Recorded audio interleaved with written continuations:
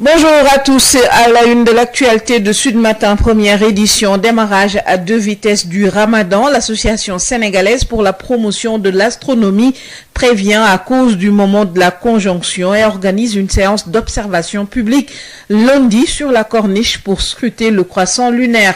Désenclavement de la Casamance, le pont de Marsassoum exécuté à 67%. L'ouvrage sera livré au plus tard à la fin de l'année.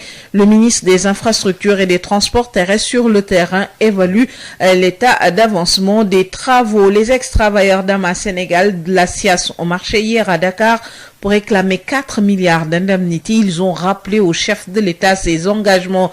Et puis accord de migration circulaire signé hier entre le Sénégal et l'Espagne.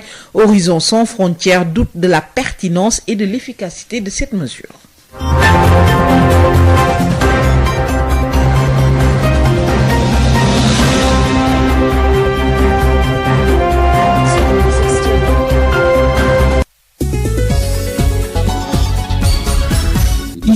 Bonjour à tous, Hassan Tuna sur la mise en onde de cette édition. Ramadan 2021, démarrage à 2 vitesses dans le monde, prévient l'association sénégalaise pour la promotion de l'astronomie à cause de la conjonction. L'ASPA organise d'ailleurs une séance d'observation publique pour la recherche du croissant lunaire, séance prévue ce lundi sur la corniche à partir de 19h. Mais l'association prévient au Sénégal, le croissant ne sera observable qu'à l'aide de puissants instruments d'optique. Les travailleurs de Ama Sénégal ou encore de la SIAS se sont fortement mobilisés hier. Ils ont organisé une marche pour réclamer des indemnités estimées à 4 milliards, une vieille doléance que le chef de l'État avait promis de régler. Aujourd'hui, plusieurs travailleurs ont perdu la vie. Les rescapés tentent de survivre difficilement. Ils ont, au cours de cette marche organisée hier, interpellé le président Macky Sall, Amadou Moustapha Dian.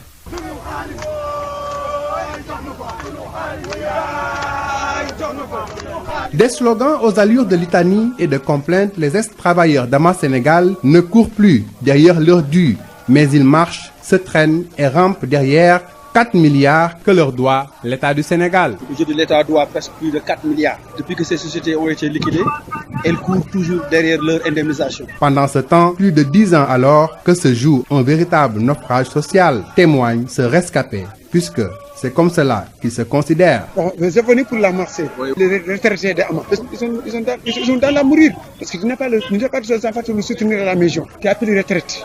Ton enfant, c'est à l'école. Bon, ils sont sortis dans les écoles. C'est le président qui a dû le soutenir. C'est le président qui nous a aidés. Nous, on n'a pas pris le gal pour aller en Espagne. On n'a pas pu. Nous, on est là. On est là dans le territoire du Sénégal. Nous, on est là pour être le Sénégal dans la rail. Aujourd'hui, de guerre lasse, il s'accroche à la promesse du président Macky Sall qu'il avait faite durant la campagne. Ils en appellent de tous leurs vœux à sa sollicitude pour régler une bonne fois pour toutes ce problème qui dure et perdure. Cette marche-là, c'est pour interpeller le président de la République. Pour lui dire quoi réellement? Pour lui dire voilà, que nous sommes des Sénégalais, que nous avons choisi honnêtement de travailler dans les ordres. Et puis qu'il n'a qu'à respecter ses engagements. Mais quand on a un État qui ne respecte pas ses engagements, mais les travailleurs, ils sont frustrés. Selon le coordonnateur du syndicat des techniciens de surface Madanissi, plusieurs d'entre eux sont même décédés. Il y a eu plus de 200 décès. Plus de 200 décès. Des familles se sont disloquées. Des enfants qui ne partent plus à l'école. Des camarades qui sont devenus des mendiants. Certains aujourd'hui dorment à la belle étoile. C'est une tragédie. Des retraités aujourd'hui, quand vous les voyez, mais c'est la catastrophe. Moi, je pense que le président de la République ne mesure pas l'ampleur des dégâts par rapport à la liquidation de ces sociétés de nettoiement. Aujourd'hui, certains travailleurs qui n'avaient pas atteint l'âge de la retraite sont reversés au niveau de l'UCG, mais ils continuent, comme un devoir de mémoire, à soutenir ce combat qui dure jusqu'à quand?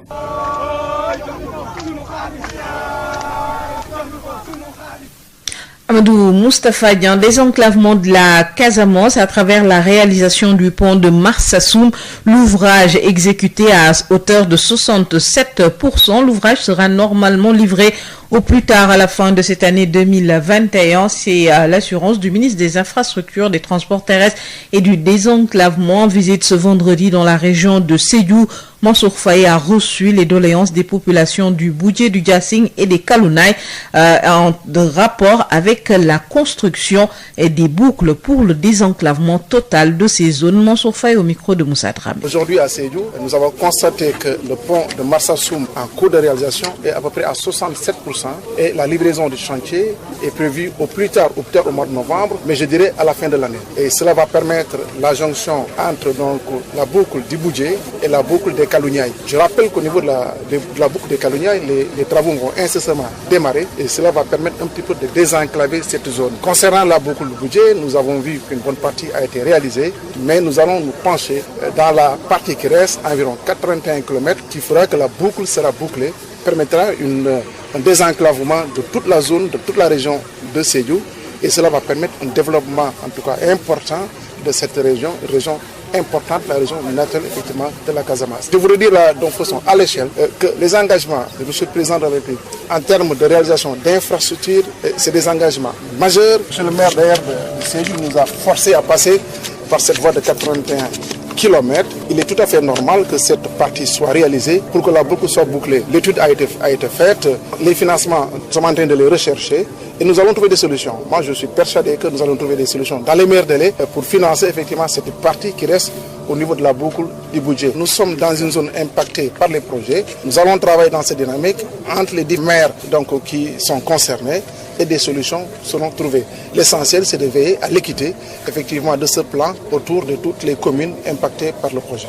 Vous venez de suivre les propos de Mansour Faye, le ministre des Infrastructures, des Transports terrestres et du désenclavement en visite dans la région de Sédhiou. Il annonce que le pont de Marsassoum sera livré au plus tard à la fin de cette année 2021 pour désenclaver la Casamance. 12 décès annuels liés aux complications prénatales enregistrés chez les femmes de Betenti dans les îles du Saloum. Le problème de suivi gynécologique et les difficultés pour effectuer des évacuations sanitaires indexées pour améliorer la prise en charge. L'ambassade des États-Unis dote le poste de santé d'un appareil d'échographie pour réduire les risques.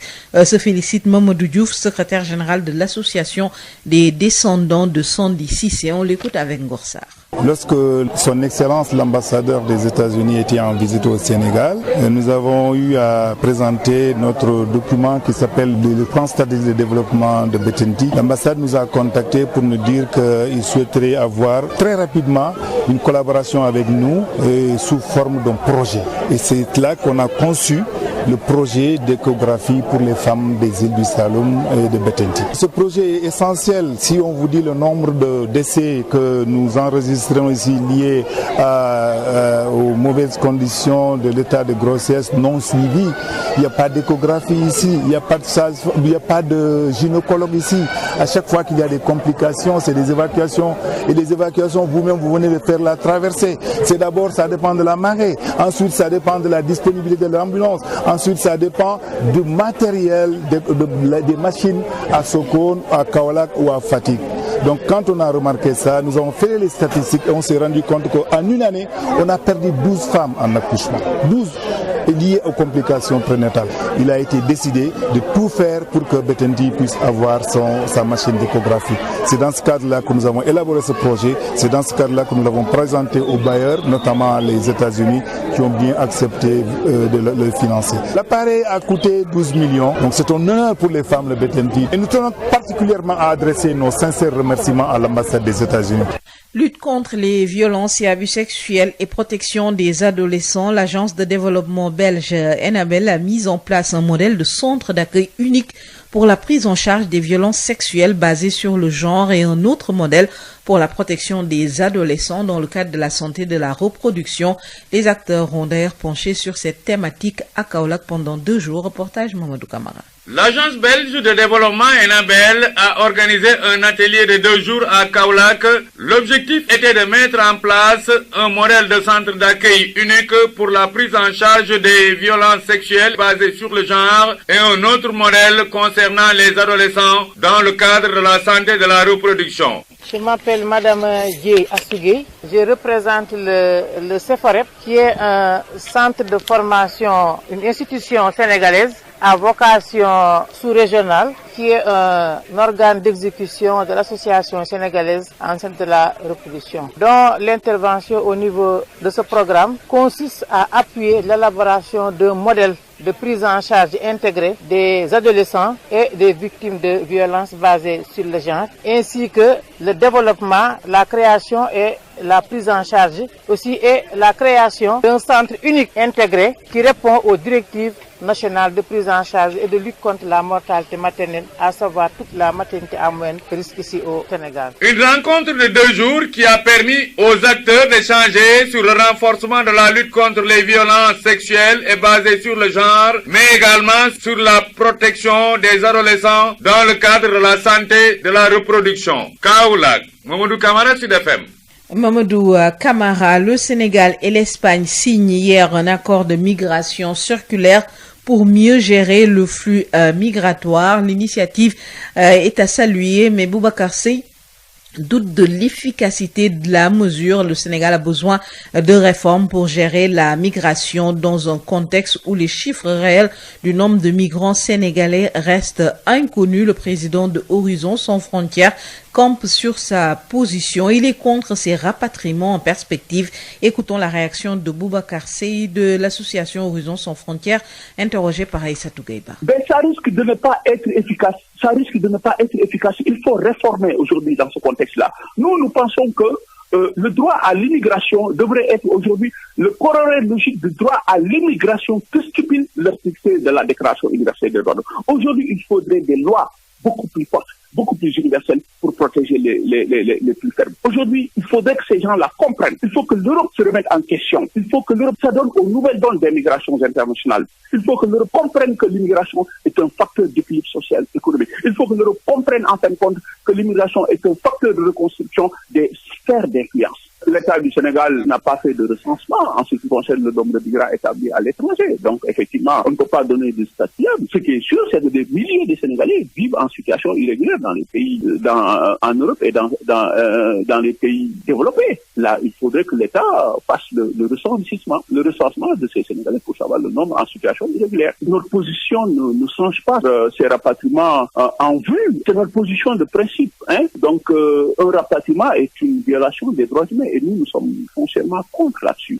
Donc, il faudrait aujourd'hui faire avancer la réflexion, comme je l'ai dit tout à l'heure, sur autre chose et non sur des expulsions. Parce que aussi, c'est vrai qu'il y a toute une hypocrisie dans la gestion de ce flux migratoire-là, et l'Europe a besoin de migrants.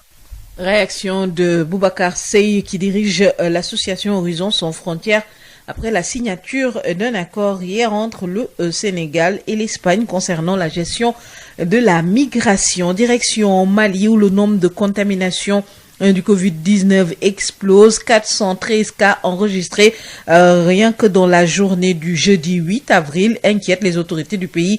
On réagi ce vendredi un conseil supérieur de la défense présidé par le président de transition Bandao a annoncé plusieurs dispositions prises pour réduire la courbe. Les précisions avec notre correspondant à Bamako, Sori Ibrahim Maïga.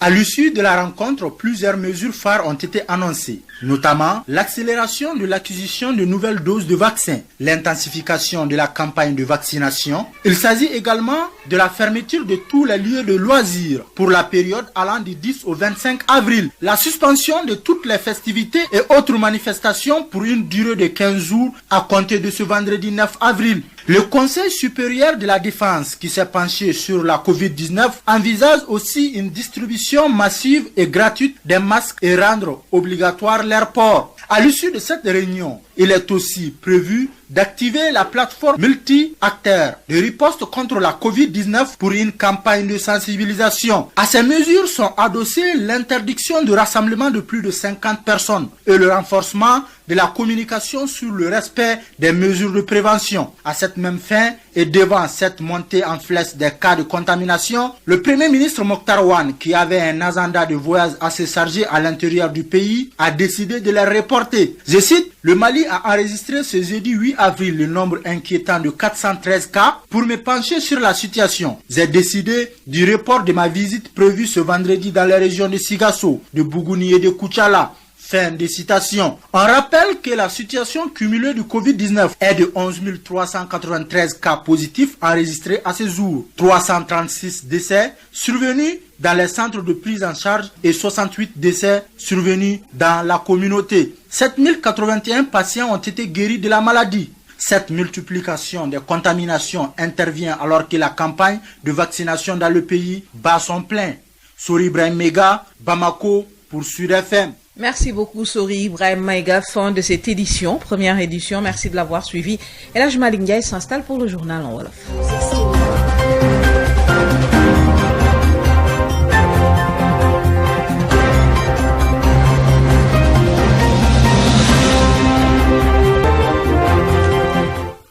jërë ngeen jëf mbokku déglukat yi asalaamaaleykum wa rahmatullahi juróom-ñaari waxtu mooy soog a jot ci suba si.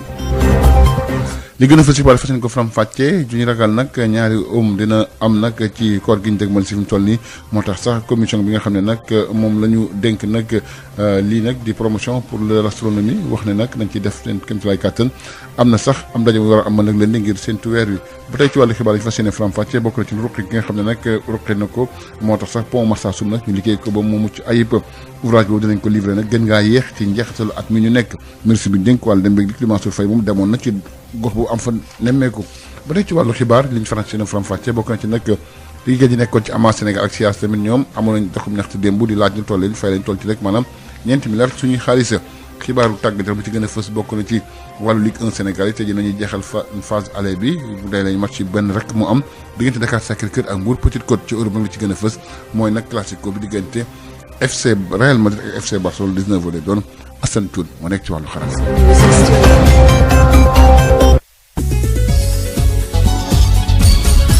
El Hadj Malick Ndiaye. boo def nag ku duñ umandoor koor gi loolu nag ren jii nii moo tax sax association sénégalaise pour la promotion de l'astronomie nag moom di nag indi ci wàllu conjonction ASPA nag war a amal ab séance d'observation publique loolu nag ci seentu weer wi lundi lay doon yem fukki fan ak ñaar ci weeru avril bi ñu nekk loolu bu 19h jotee lay doon. ba tey ci wàllu xibaar li fas ñëwaat ak yéen ci liggéeykat yi nekkoon ci ama Sénégal tamit ci SIAS wàccoon ci mbedd mi démb nag doon ñaxtu di laaj ñu fa lu toll ci rek ñeenti milliards yoo xam ne dañu ko yoral lu jëm ci seen ay ndàmpaay bëgg nañ Macky Sall saafara la mu gën a gaawee lu jëm seen wàllu ay jafe-jafe dañ ci ànd ak kii di Amadou Moustapha Dieng.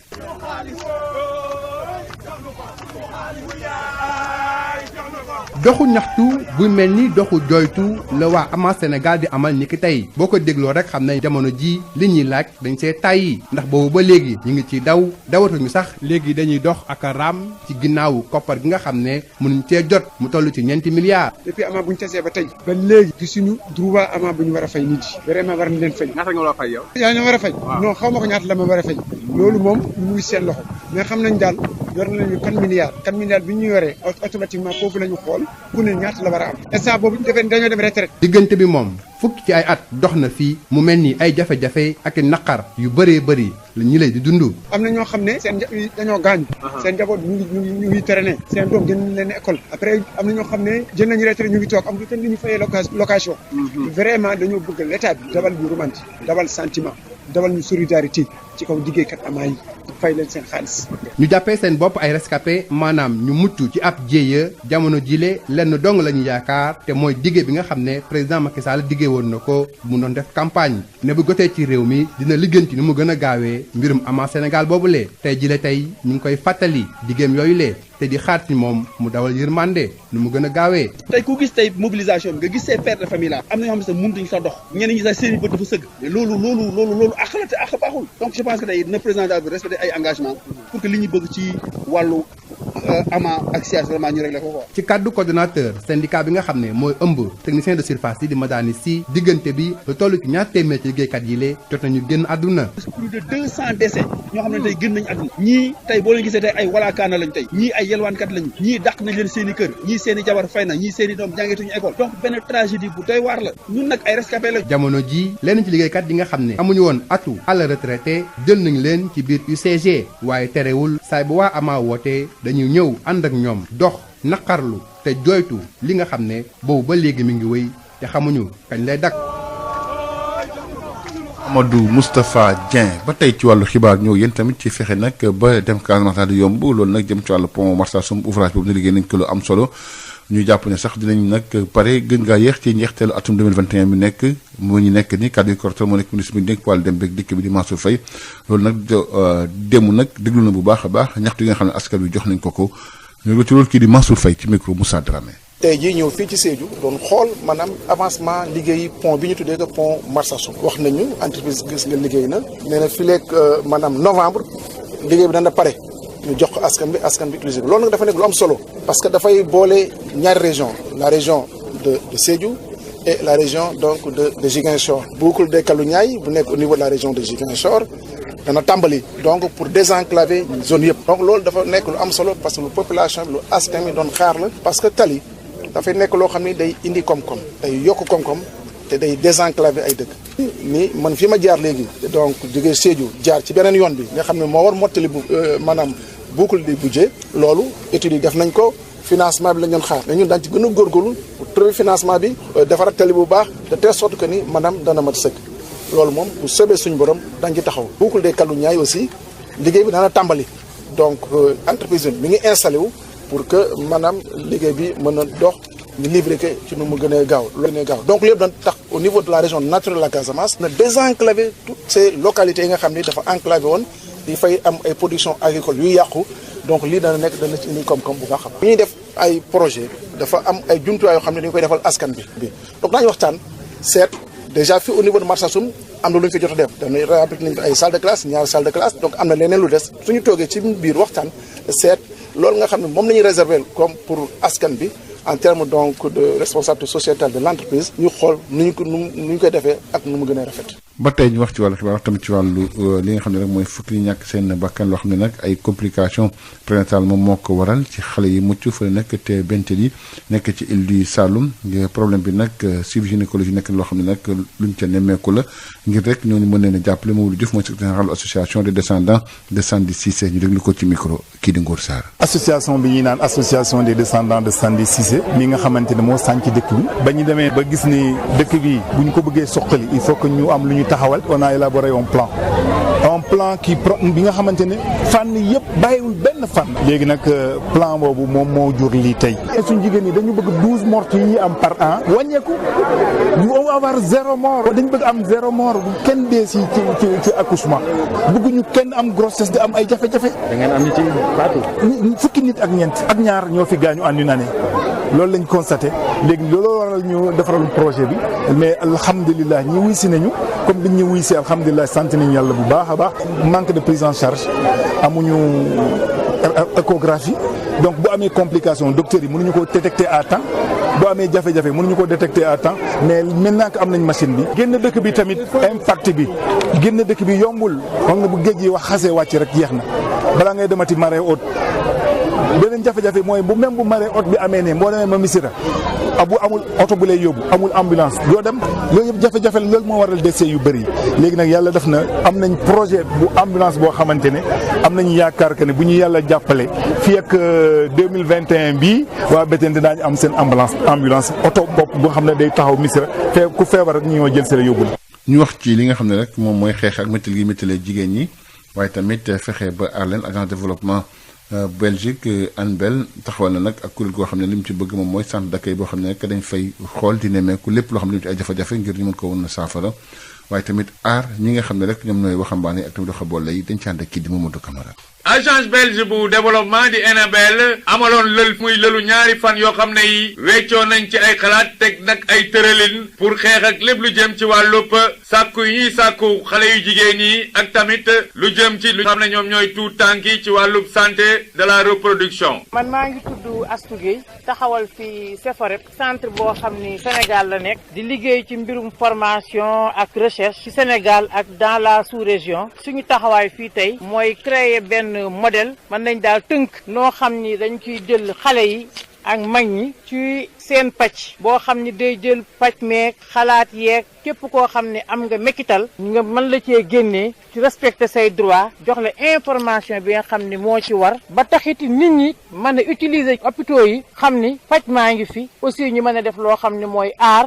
ba dindi fi li nga xam ne mooy mekkital surtout violence basée sur le genre les abus et les violences sexuelles faite aux adolescents. li nga xam ni moom moo feeñ moom la ñu gis mais nëppal bi ci biir kër yi moo ëpp waaye bu ñu defee nag lii ba ñëpp xam ni paj maa ngi fi ndax am na loo xam ne su amee pour lutter contre les grossesses non désirées xale bi war nañ ko teel a yóbbu hôpital ñu am lu ñu defalante ak moom faj ko sociologue yi jël ko ba nga xam du nekk loo xam daf koy topp gungee ko ba bu ëllëgee sax ngir mu sëy sax jafe-jafe lay doon parce que day nekk ci xelam sekkeel yi daal mu man fee dañ. tax na ñu weccooy xalaat pour gën a yokk jumtukaay yi ak pexe yi ak plan yi nga xam ne dina tax sàkku yi ñuy sàkku xale yu jigéen yi ak tuut tànk yi jeex fi ba faw. Kaolack Mamadou Camara Sud FM.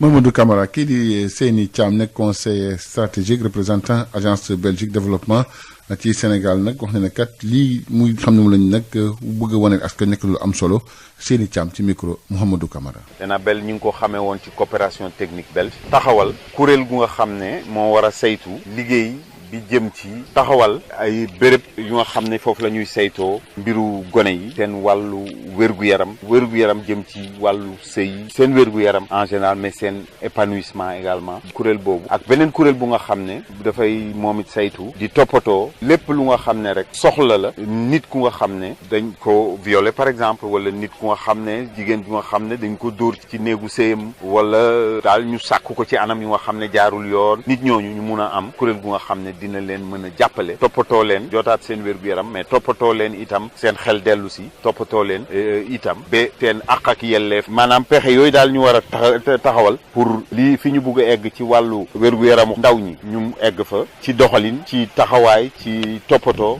ñu egg fa itam lépp rek lu jëm ci wàllu toppatoo képp ku nga xam ne rek jigéen nga wala ndaw nga góor nga wala ndaw nga ñu sàkku la ci anam yu nga xam ne waruñu la ko woon sàkkoo gaañ la wala dóor la violenté la ñooñu itam ñu mun leen jàppale dimbale àndal ak ñoom ba jotaat seen xel.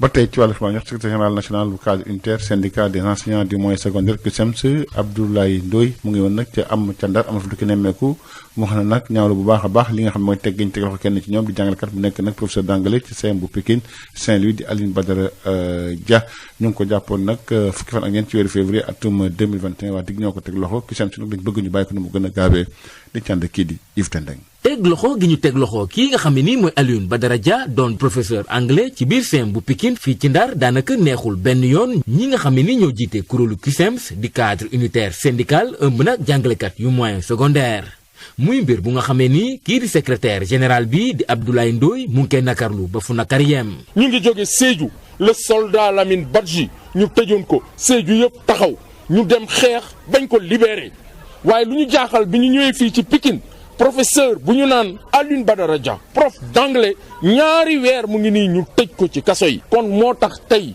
jàngalekat yi gis ngeen ñoom ñëpp taxaw fii ay fan a ngi nii mënuñu jàngale tax munoo nekk ci classe sa naataango sa frère sa collègue nekk ci prison santeem am ay problème njabootam nekk ci jafe-jafe nga bëgg a jàngale gu mucc ayib mënut a ne. ñoom ñuy xamle ne place jàngalekat bi nekkul ca biir kaso waaye ci biir classe yi la ba tax na war nañ ko bàyyi mu dellu fa.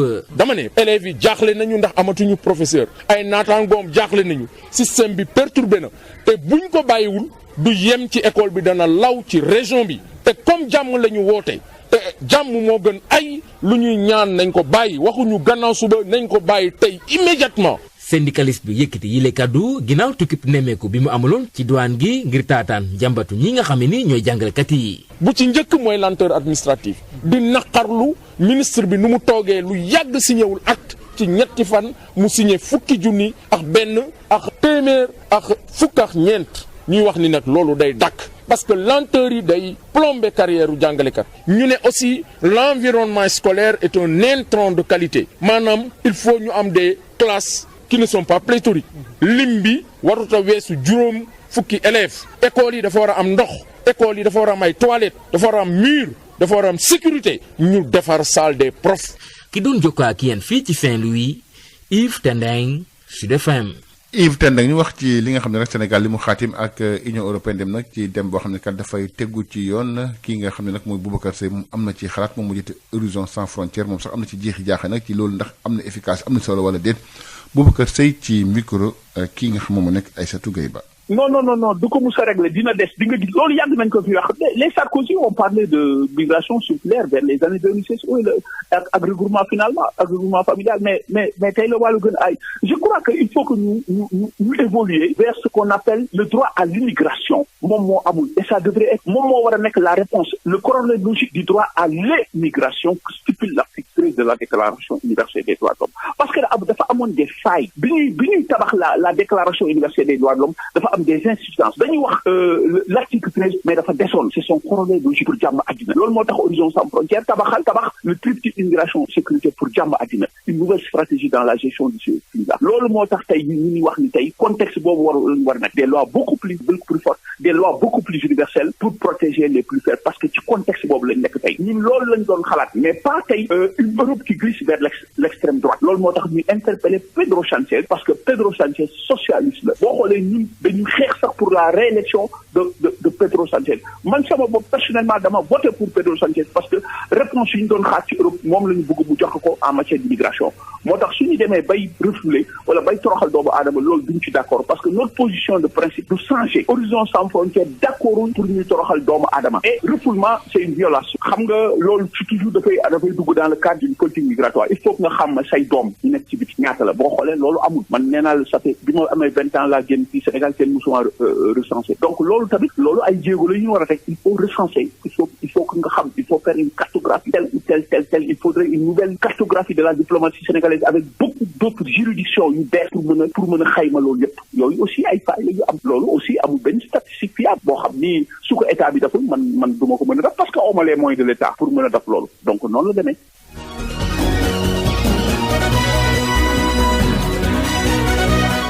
tënk rek ci tàggat yaram ak tamit Ligue 1 sénégalaise tey jii nag la ñuy door 13e journée bi bokk na ci benn match bu am diggante MPC ak tamit Dakar Sacré-Cœur suba nag lay jeex diggante Génération Foot Ndiambour Cneps ak Jambar Casa Sport AS Douane Stade de Mbour Gorée match bu doon am ci diggante nag Pikine Tëngéej ak Jaraaf ñaari tal lañu ko dàq bu jëm jamono ndaxte nag Tëngéej ji dafay amal nag Ligue européenne des champions Ligue africaine des champions digganteem ak Zamalek lay doon te Jaraaf nag war a sëgg équipe bi nga xam ne moom moo nekk Salitas bu Burkina Faso loolu nag jëm ci wàllu coupe confédération africaine de football ci wàllu 4e journée bi ñu wax ci Europe ak tamit lu jëm ci wàllu championnat européen dañ ko dooree ca France ak 32e journée bi tey ji bokk na ci match bi am diggante Strasbourg ak Paris Saint-Germain waaye am na tamit Montpellier ak Olympique bu Marseille lay doon am tamit yeneen jogante ci Angleterre lu jëm ci 31e journée bi City moo war a sëgg ak Leeds United Liverpool Aston Villa Crystal Palace ak Chelsea lay doon ca Espagne ci gën a fës tey jii mooy at classico bi diggante Real Madrid ak FC Barcelone loolu nag 19h lay doon